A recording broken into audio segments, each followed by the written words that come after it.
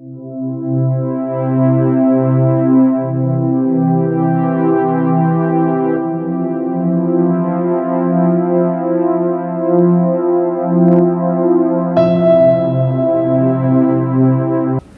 champions, what's up with you? Thank you so much for tuning back into my channel. It's hashtag Vinay's Vision and I'm your personal auxiliary Vinay Panikar.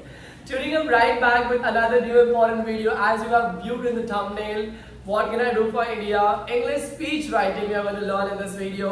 And मैं आपको बता दूं कि ये जो topic है इतना important topic है कि ये 5 मार्क्स के लिए आपको आपके बोर्ड एग्जाम के पेपर में या इंग्लिश के एग्जाम पेपर में आपको कहाँ पे भी दिख सकता है।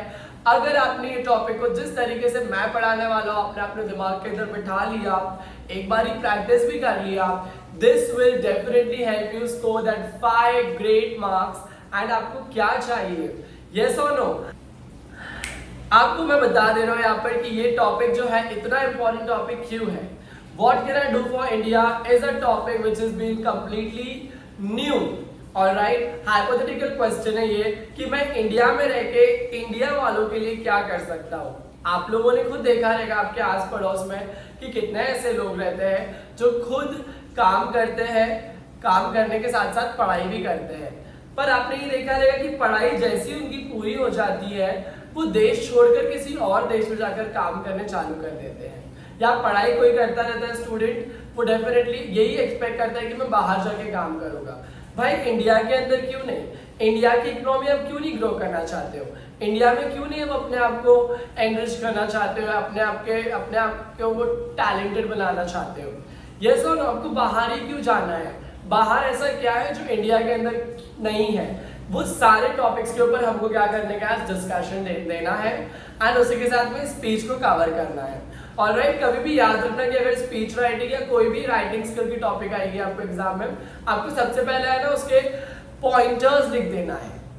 ऑलराइट, एक रफ पेज लेना, रफ पेज में आपको पॉइंटर्स लिख देने का कि मैं ये स्पीच के अंदर लिखूंगा क्या। सबसे पहले तो आप सैल्यूटेशन लिख दोगे, इंडिया के बारे में लिखोगे तो आपको इंडिया के पहले प्रॉब्लम्स को हाईलाइट करने का कि आपको इंडिया के लिए करना क्या है। आप हमेशा कोई भी प्रॉब्लम का सोल्यूशन निकालोगे। यस और no? Necessity is the mother of invention. आपको पता है कि यहाँ पर मेरे को इस चीज की जरूरत है तो मुझे ये चीज इन्वेंट करना चाहिए या ये चीज को नवा लेके आना चाहिए, ये चीज की पहल शुरू कर देनी चाहिए। तो आपको पता है कि आपने जो प्रॉब्लम्स को नोट डाउन किए हैं, आप उस प्रॉब्लम्स को क्या करोगे, सॉर्ट आउट करने की कोशिश करोगे।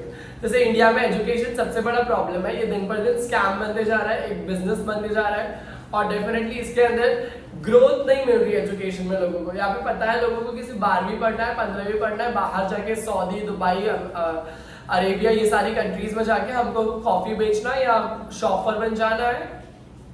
This is not what the life is. This is not what education is all about. Alright, this is the first thing.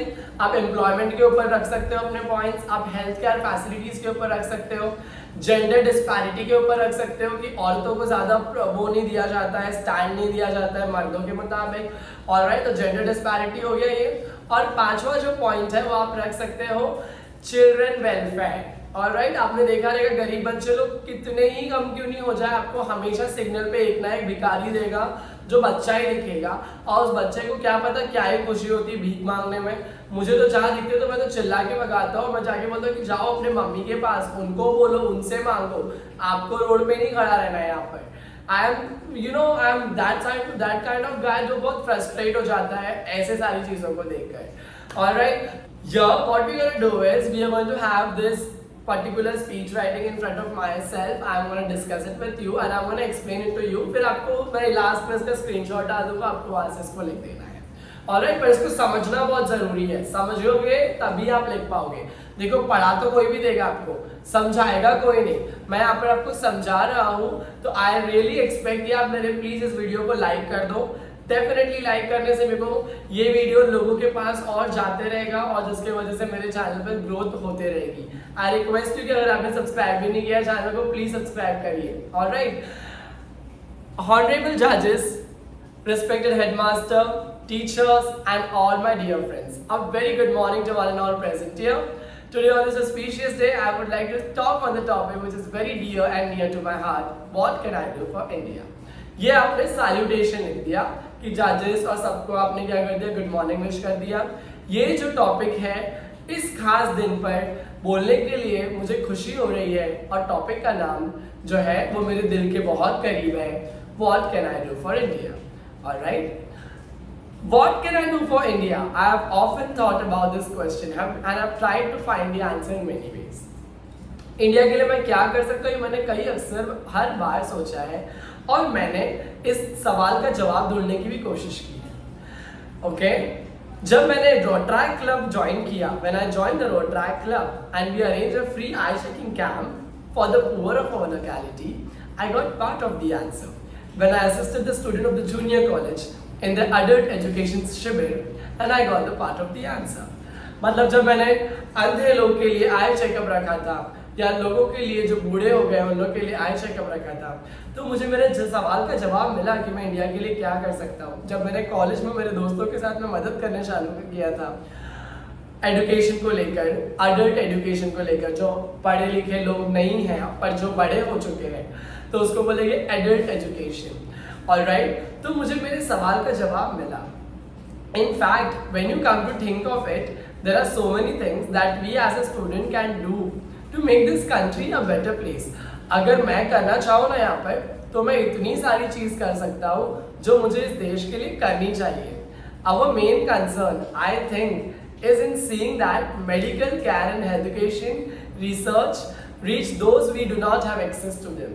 हमारा सबसे पहला कंसर्न तो यही होना चाहिए कि मेडिकल फैसिलिटी हर किसी को मिलनी चाहिए, एजुकेशन जो है हर किसी को मिलना चाहिए।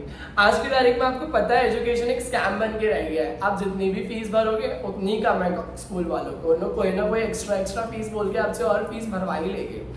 ऐसा एक मैंने जोक पढ़ा था कि आपको स्कूल में सब कुछ मिल जाएगा, प्रिंसिपल बोलती है आपको स्कूल में सब कुछ मिल जाएगा, बॉटल, कपड़ा, books, stationeries, library, computer class. और पेरेंट्स ने पूछा पढ़ाई, तो प्रिंसिपल बोलती है पढ़ाई तो आपको उसके लिए ट्यूशन डालना पड़ेगा। Which was very funny. And then at that moment after that what happened, you know, मैंने ये भी चीज़ आपको बताना बहुत ज़रूरी है। एजुकेशन के साथ में हेल्थ केयर फैसिलिटी भी जो है इंडिया के अंदर बहुत पुअर है। हेल्थ केयर फैसिलिटी पुअर होने की वजह से दशरथ मांझी की बीवी प्रेग्नेंट थी। अनफॉर्चुनेटली वो टाइम पे एम्बुलेंस पहुंच नहीं पाई उसके घर पे, और जब वो लेकर गया तो रास्ता इतना चौड़ा था कि उसको पहाड़ क्रॉस करके जाना पड़ रहा था, जिसके वजह से उसकी बीवी और बच्चा दोनों ही रास्ते में मर गया, जिस वजह से दशरथ मांझी के दिल में इस चीज़ का गम रह गया और उसने पूरे पहाड़ को तोड़ डाला। इतना भारी उसका फोकस था उस चीज़ को लेकर। तो आपको पता है हेल्थ केयर फैसिलिटी पुअर है। अब हम लोग क्योंकि रहते हैं कहाँ पर, सिटी एरियाज में, तो आपको यहाँ पर नहीं दिखती होगी वो हेल्थ केयर फैसिलिटी। यहाँ पर आपको कोई ना कोई तरीके से कन्वीनियंट फैसिलिटी मिल जाती होगी, बट जहाँ पे टायर 2 सिटीज़ है, टायर 3 सिटीज़ है, वहाँ पर पुअर हेल्थ केयर फैसिलिटी आप डेफिनेटली ऑब्जर्व कर पाओगे। ऑलराइट, सो यहाँ पर दिया गया है, if we as a student can do our little bit in this 2 fields we are contributing a lot to the betterment of the progress of India. अगर एक बच्चे होने के नाते हम लोग भी कुछ इसके अंदर कोई ना कोई अपना कंट्रीब्यूशन डालें, मतलब हम लोग क्या कर रहे हैं, हम लोग बहुत कुछ अच्छा कर पा रहे हैं फिर। Okay, another field we can concentrate on is cleanliness and awareness. देखो, क्लीनलीनेस और अवेयरनेस करने के ऊपर बहुत ज़्यादा मोर्चे निकलते हैं, बहुत ज़्यादा प्रोटेस्ट निकलते हैं, बहुत ज़्यादा लोग फ्रंट फुट पर आकर अपने पॉइंट्स को पुट आउट करते हैं इन पब्लिक कि क्लीनलीनेस और हाइजीन को बहुत ज़्यादा इंपॉर्टेंस देना चाहिए, क्योंकि ज़्यादा से ज़्यादा बीमारी जो है डेफिनेटली क्लीनलीनेस की वजह से, हाइजीन अगर परफेक्ट नहीं रहेगा उसके वजह से ही फैलती है। अगर आपको किधर पे ऐसा लग रहा है कि बहुत सारा कूड़ा पड़ा हुआ है, उसका फोटो खींच के आपको सिर्फ बीएमसी के पोर्टल में डालना है, डेफिनेटली उन लोग खुद ही आ जाएंगे और उसको डेफिनेटली साफ कर देंगे। It is that simple. Understood or not, we can go from house to house telling people about the proper ways of garbage disposal. बहुत ज़रूरी है। अगर आपके घर पे अगर अब तक आपने डब्बा नहीं बनाया है जिसमें सूखा कचरा अलग से डालना है और गीला कचरा अलग से डालना है, मतलब आप क्या ही कर रहे हो इस तारीख में, आज की तारीख में। क्योंकि सूखा कचरे में आपको सूखे कचरे से बहुत ज़्यादा रिसाइकल बेनिफिट्स मिल सकते हैं, और गीले कचरे से आपको सबसे इम्पॉर्टेंट ये है कि गीला कचरा आप उसको डंप करके आ जाओगे कचरा कुंडी में, तो आपके घर के सामने मक्खी और मच्छर बिल्कुल भी नहीं आएंगे। मच्छी बोल रहा था मैं मक्खी मच्छर बिल्कुल नहीं आएंगे।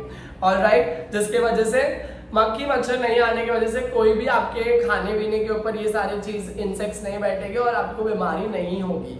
ऑलराइट, अगर आपके घर में ऐसा भी है कि आपको लगता है कि कॉकरोच आ जाते हैं, तो आप सिर्फ एक है ना करी लीफ वहाँ पे रख दो, पुदीना रख, आई एम सो सॉरी, तेज पत्ता रख दो वहाँ पर, करी लीफ नहीं है, करी लीफ तो कड़ी पत्ता हुआ, तेज पत्ता वहाँ पे रख दोगे, डेफिनेटली वो सारे के सारे कॉकरोच चले जाएंगे। Alright, this is how you will keep you know the runway of insects all away from your house. And then we can go from house to house telling about, हम लोगों के घर पर जाकर हम लोग उनको बता सकते हैं कि कचरे को किस तरीके से बांटना चाहिए। We can also dissuade them from using plastic. हम लोग उनको ये भी बोल सकते हैं कि आप प्लास्टिक को किधर पे कैसे यूज करना है और किधर कैसे नहीं यूज करना है। Okay, there is so much to do and such a lot that is not being done. कितना कुछ है करने के लिए इंडिया के अंदर और कितना कुछ ऐसा है जो किया ही नहीं गया है, तो आप वो कर सकते हो, right. The Indian student force is very large. India के अंदर ना स्टूडेंट्स बहुत ज़्यादा है। इंडिया के अंदर 18 साल के ऊपर वाले लोग आपको पता है कितने हैं? 1 बिलियन, मतलब 100 करोड़ लोग हैं जो 18 साल के ऊपर है। सोचो लोग सारे के सारे लोग मिलकर अगर इंडिया को अच्छा करने की कोशिश भी करें तो इंडिया कितना अच्छा हो सकता है, वो यहाँ पर बताया गया है। I have made up my mind to involve myself in as many social projects as possible for good of my countrymen. I hope my friends in this school will be with me. We will work together, work towards making a stronger and happier India. हमको पता है कि हम लोग India को कितने अच्छे तरीके से सबको मिलकर, सब लोग मिलकर, सबके साथ सब लोग विकास कर सकते हैं एंड इंडिया को आगे बढ़ा सकते हैं। आपने देखा रहेगा सबका साथ सबका विकास करके एक नारा भी है। ऑलराइट, तो मेक श्योर करना आप कि आप भी इंडिया के लिए कुछ ना कुछ बेटर कर रहे हो, ना कि इंडिया के बाहर जाके दूसरे कंट्री के लिए कुछ अच्छा कर रहे हो। Alright, India is our motherland and we should never leave our mother. Alright, which will in turn give you the best of your childhood. Even if you are the oldest one, you will still have fresh memory and a legacy to leave behind. I hope you have understood the entire essay without any problem. With this, I want you to repeat and again your work if you have not done. Like का button दबा देना, अगर आपने नहीं किया है तो हटाओ मत, एंड सब्सक्राइब नहीं किया है तो प्लीज कर दीजिए, बाजू में घंटी का आइकन भी दबा दीजिए। Until we meet for the very next time, all the best, keep learning because learning is very important. First you learn and then you remove that L.